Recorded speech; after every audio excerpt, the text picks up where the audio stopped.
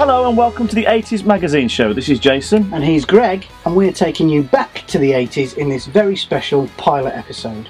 But more about that later. Coming up in this episode, our very own special little guest stars Lily and Elsie, they talk about the 80s. We'll be taking a look at 5 of the best forgotten 80s movies. And the alternative ending to the movie Big that you're sure you've seen.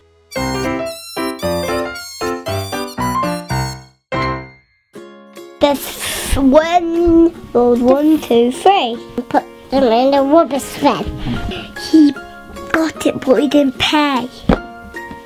That was shocking. They carried it into school and he went in the attic. We saw the boy on his horse. The boy went a long way.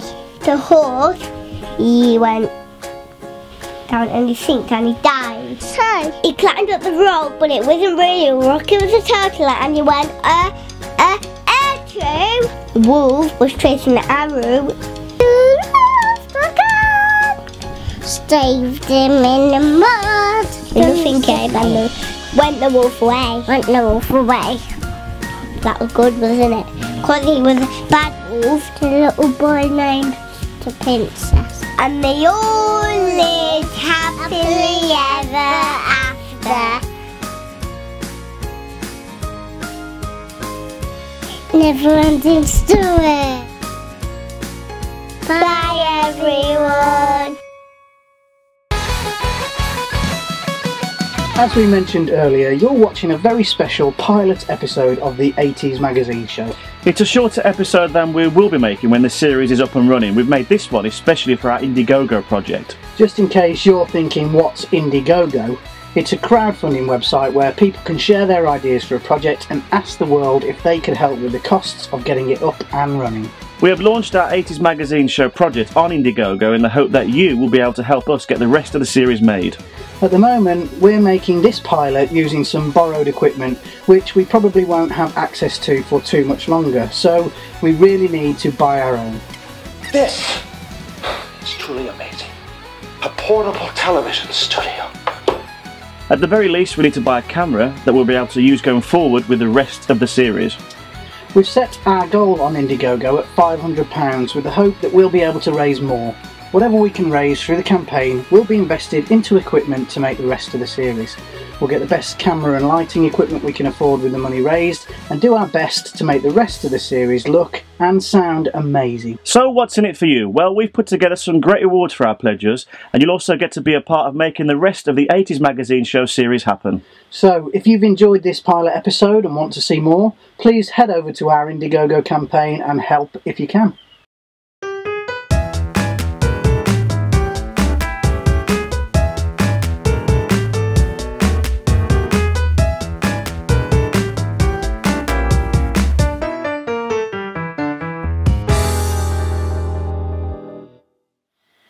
In this episode's Forgotten 80s, we're taking a look at 5 films that many of you may have forgotten even existed. These are the films that you just don't see shown on TV anymore and very rarely get talked about in any 80s movie discussions.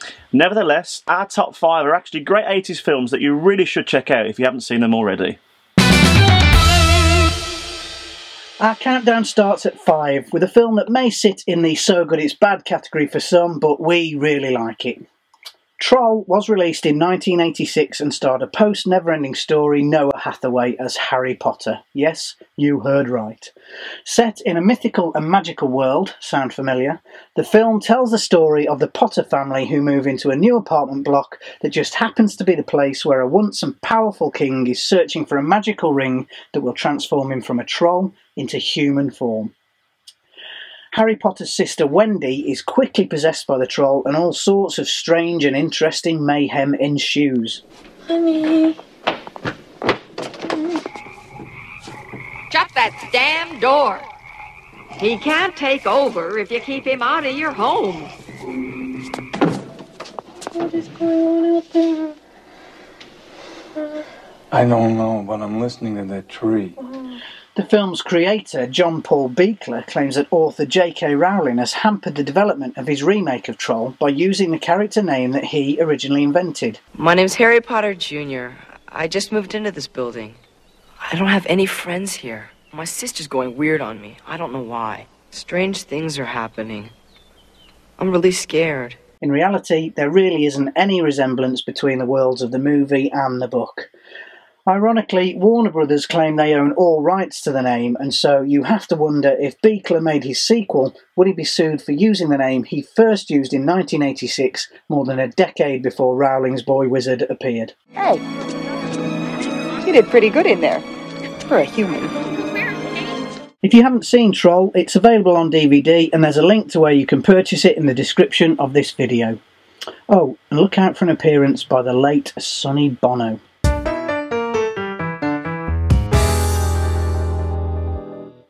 At number 4, it's Biggles, Adventures in Time. It's another 1986 release in which catering salesman Jim Ferguson falls through the time hole to 1917, where he saves the life of a young World War I pilot called, yep, you've guessed it, Biggles. Your customers will tell you this is the finest dog puke they've ever tasted.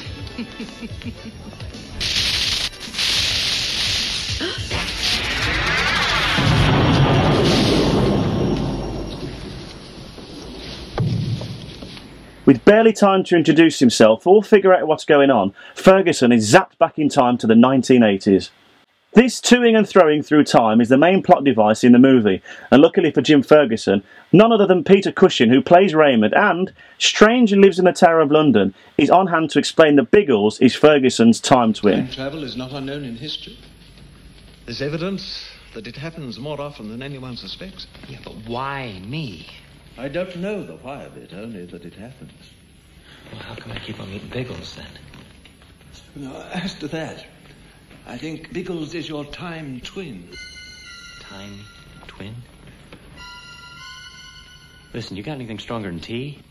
On its original release, the movie wasn't well received with critics, stating its disregard for the original Biggles universe as one of the biggest problems.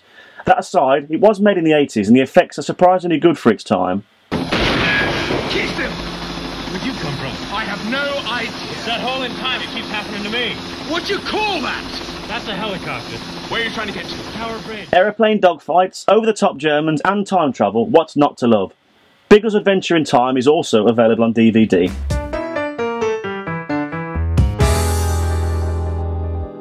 At 3 in our forgotten 80s movie countdown is the 1989 release of Gleaming the Cube, starring Christian Slater as Brian Kelly.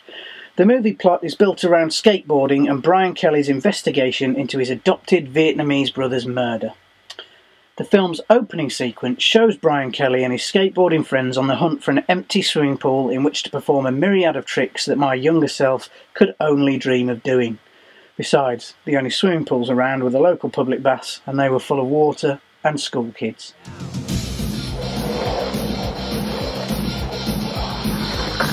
Yeah, this will rip. Clean the cube, buddy. Yeah. Very nice. Slap that rock.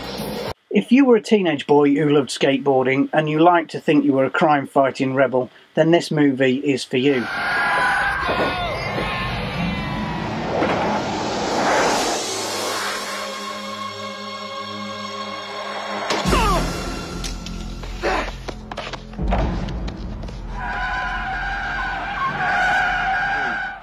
The DVD apparently features an Easter egg whereby if you click on the skateboard on the menu, you get to watch a featurette about what the term Gleaming the Cube actually means.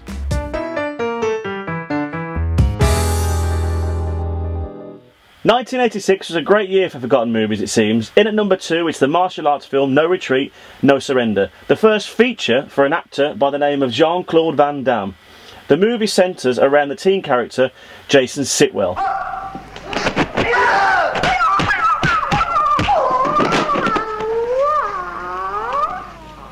Jason, what are you doing? One step, Sensei. This isn't Bruce Lee's Jeet Kune Do, it's karate. Now get with the program, okay? Yes, Sensei. After being forced out of the family dojo by an organised crime syndicate whose hired muscle just happens to be JCVD himself, the family relocate to be followed by the gangsters who try and take over the local dojo. That's enough! We don't want any violence in. Seattle's next on our list, and we will have your dojo. I'll be in touch.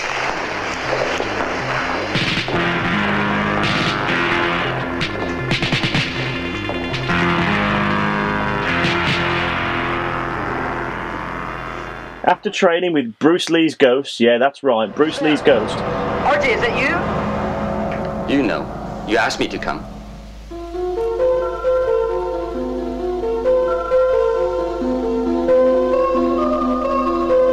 Jason faces the ultimate test when he's forced to enter the ring with Van Damme's character, Ivan Krishchinsky.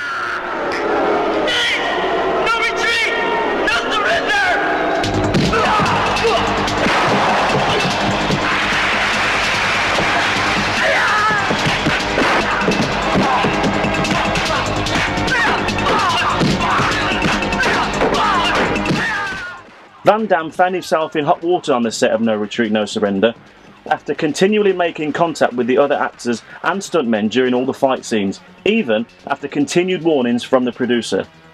Ultimately, this led to some very realistic fights, and you have to wonder if Van Damme knew exactly what he was doing. Despite having moderate success at the box office in '86, this film seems to have fallen off the radar in recent years, and it very rarely appears on TV or movie channel schedules. Just like the other movies, No Retreat, No Surrender is available on DVD.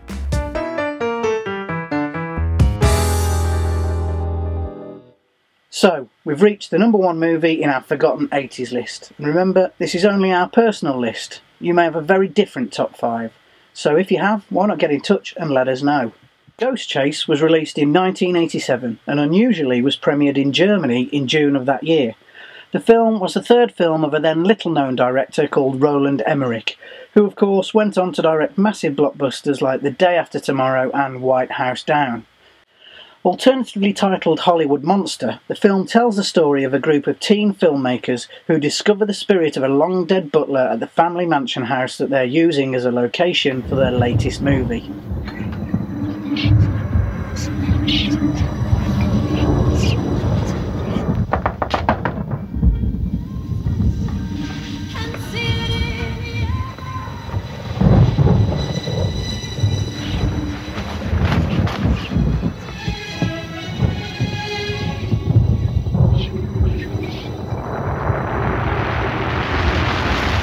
Come on, Brad, open up! Hold on a sec.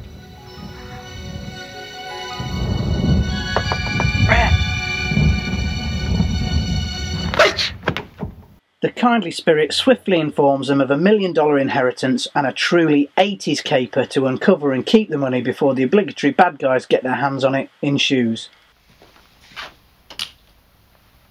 What are you doing here? Something wrong? Hands in the air. Take 2 steps forward. Get going. Saw that stupid house. Shut up. The house? Both of you. This little remembered movie really is, in our opinion, a forgotten 80s gem.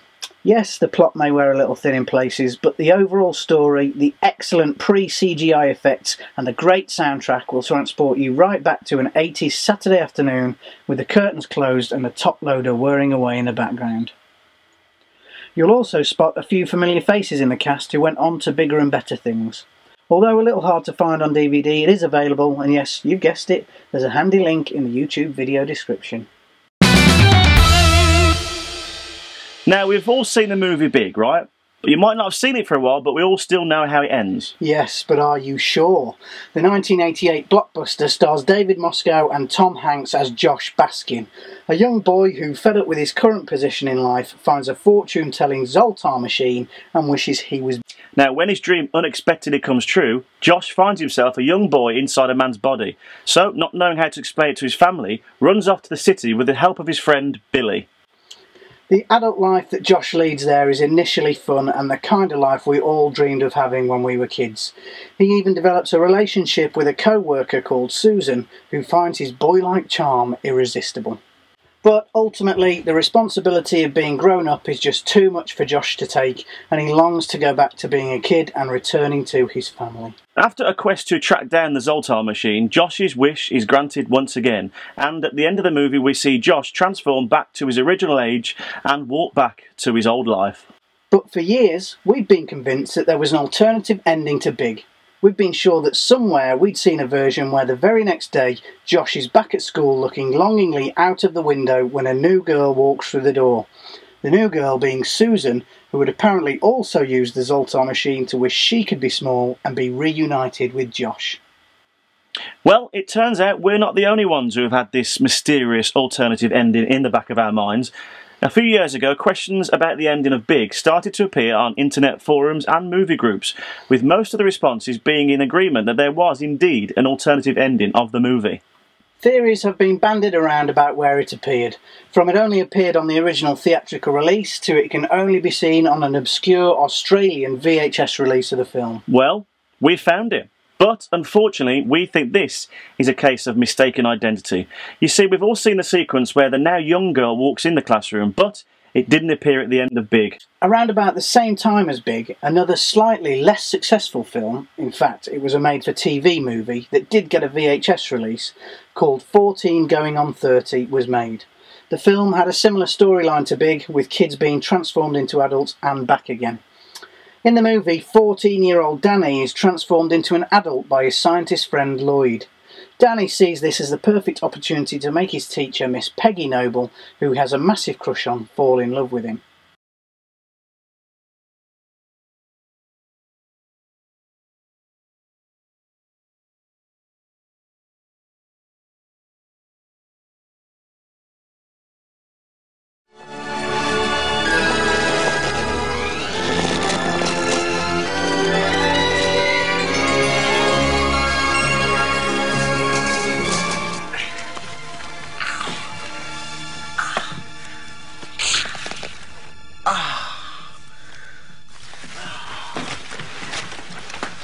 Who are you, and what are you doing here? It is at the end of this movie that the vaguely familiar scenes appear. After Danny is transformed back into his 14-year-old self by Lloyd, Peggy convinces the kid scientist to make her young again. So here it is, just for you. The alternative ending to Big, which isn't really an alternative ending to Big, but in fact the ending to a fairly decent movie from the 80s called 14 Going on 30.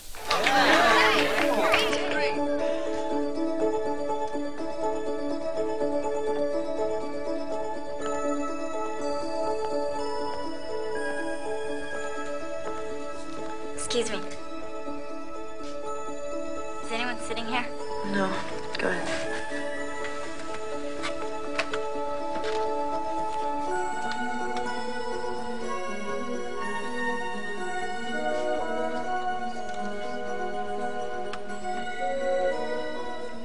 It's normal? Peggy. But how?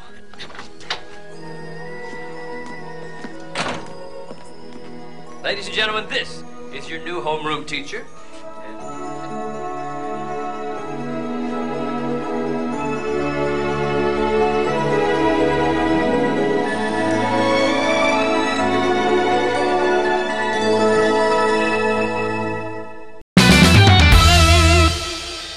So that's about it for this episode. We hope you've enjoyed this as much as we have. We're really looking forward to sharing more of our 80s memories with you, so we'll see you next time on the 80s Magazine Show.